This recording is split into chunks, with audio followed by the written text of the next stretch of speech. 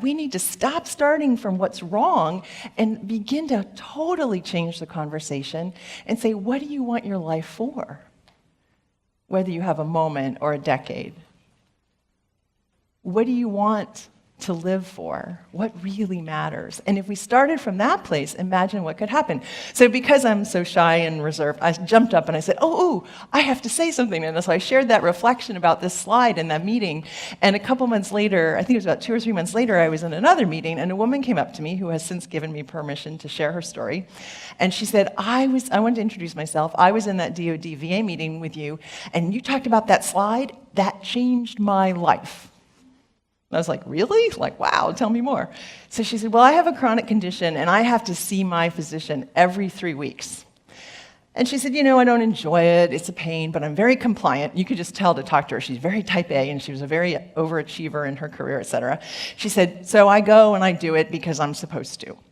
She said, but I left that meeting, and I started thinking, I've never asked myself that question. I mean, we don't usually ask ourselves that question until the end of life, as we've been talking about. So she said, I started reflecting on, what do I want my health for? Why do I want to live? And she said, you know what I decided? This will give you a sense of her personality. She said, in 3 years, I'm going to turn 50, and I decided I want to climb Mount Kilimanjaro. I was like, whoa. I said, really? She said, yeah. So the next time I went to see my doctor, I go in, and he says, okay, let's talk about your labs. That's what we do. We talk about your labs. And she said, no. She said, no, I don't want to talk about my labs. I said, excuse me? That's what we do. We talk about your labs, we tweak your meds, you come back. She said, nope, I want to talk about how you can help get me to the top of Mount Kilimanjaro. And this guy was like, whoa. But kudos to him. Like after a few moments, he kind of recalibrates and he gets her thing. And she said, guess what? She said, now I cannot wait to go to my doctor's appointments.